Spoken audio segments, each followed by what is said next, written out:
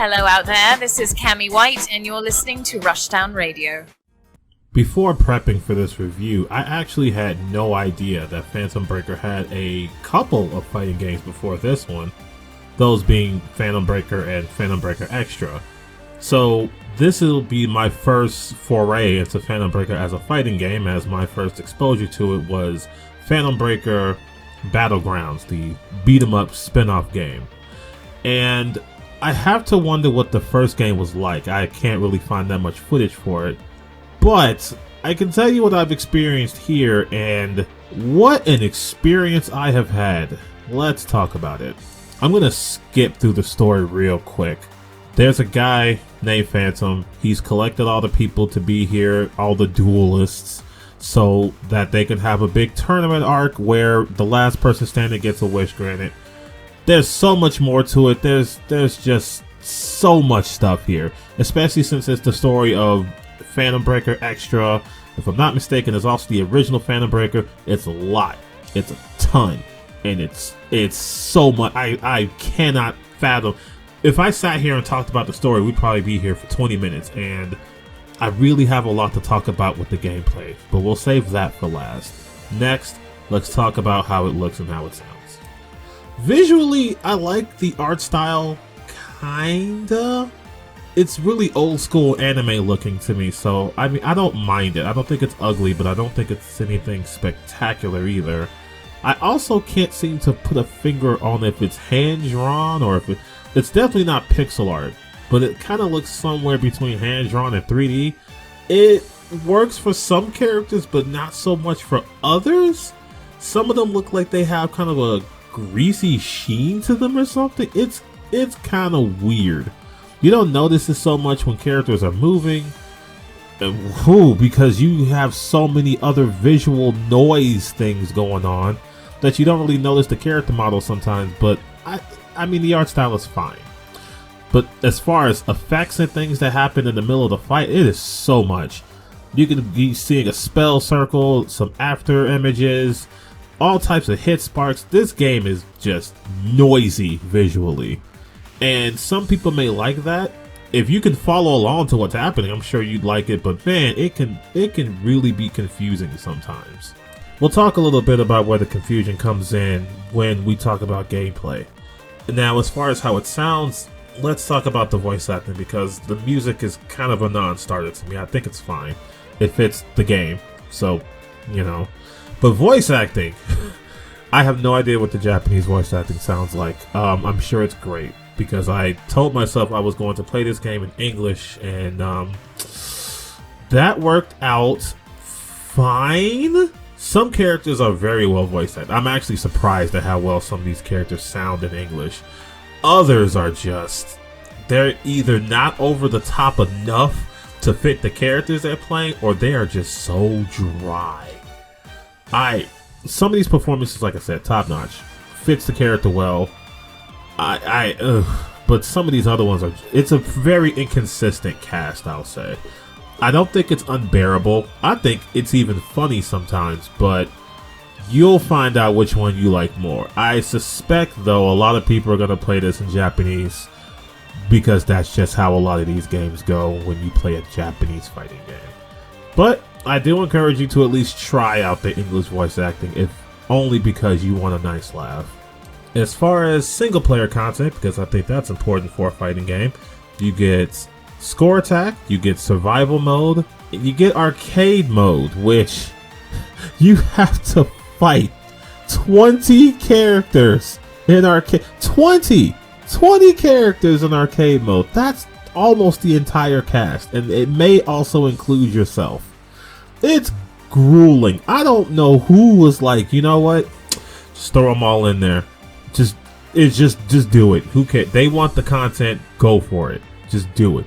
And you know what, if you like the game, that's not gonna seem as grueling. But I mean, even if you like the game, can you really sit through 20 whole matches? I'll admit that was kind of rough for me, but your results may vary on if you want to sit through 20 arcade matches. There's also a separate 1v1 mode for your friends on the computer. There's also a mode that shows you your record through the game.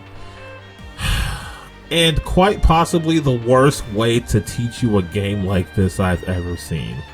The tutorial mode might as well have just been a manual that came with the game. I mean, because that's basically what it is. It wants you to just read through it. And we've gotten to the point with tutorials in fighting games that you can play the tutorial, which I think is the most effective, because you're playing it, you don't have to second guess it, you just go, okay, this button does this button does that. Now you have to read a whole separate thing away from the training mode and all the other modes and just go, oh, okay, I guess I'll just have to remember that. Maybe I'll, I don't know, screen cap it so I can reference it later. Oh, maybe I'll just go ahead and just write it down. And even more baffling is that the move lists are also in this tutorial mode, but you can't go back into training mode and select the move lists. Why? Why do that? Mind you, the move lists are probably universal around all the characters. I mean, because you only have all your specials tied to one button in a direction. But it still seems like an odd thing to do, to just have it completely separated from training mode. And that really bothers me that this is how they decide to teach you the game. Just, oh, hey, just read this manual. Alright, you're ready to go. And if there is any game that needs a tutorial mode, it is this one. When I tell you this game has a lot going on, that it's almost dizzying to think of all the things that are going on with this game, on top of the way the game functions normally without the system mechanics. So let's try and break this down. I'm going to try and talk about the game before I talk about the system mechanics. Okay? Okay. This game feels weird. It feels really slow and sluggish. It feels as though some moves are just gonna whiff no matter what. Combos don't feel right. Auto combos feel even worse unless you know the correct timing, which, to its credit, it kind of shows you a hit stun bar underneath your combo so you can kind of get that timing down. But most people who want to just press buttons in an auto combo, they're not really trying to think about that. And I mean, that defeats the purpose of the auto combo. You're supposed to just press the button and bam, you got an auto combo. But now you have to think of specific timings and optimal spacing and things like that. That seems counterintuitive to the point of an auto combo, where you just press the button and a combo happens. And I know the auto combo discussion is, oh, we don't want auto combos in the game. That's fine. That's totally fine. But if they're there, they should at least work. If you are someone who really hates auto combos, you'll be happy to know that only 2 of the 3 styles per character even has auto combo. There's the hard style and the quick style.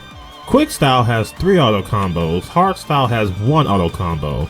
And that's because quick style's whole thing is low health but high damage output and combo ability, while hard style is all about high health, more defensive options, less combo options, but much more damage output per hit.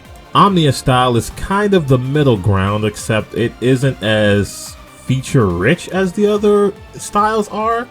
Like, it doesn't have what's called emergency mode, which is basically this game's burst. And it doesn't have any other special mechanic to really back it up. It's just kind of an all-rounder kind of style. And I will say that the styles do change the characters enough where some characters benefit from being able to do longer combos and deal more damage in that way, while other characters definitely benefit more from the hard style where they can just do single hits or maybe 3-hit combos and then still deal enough damage.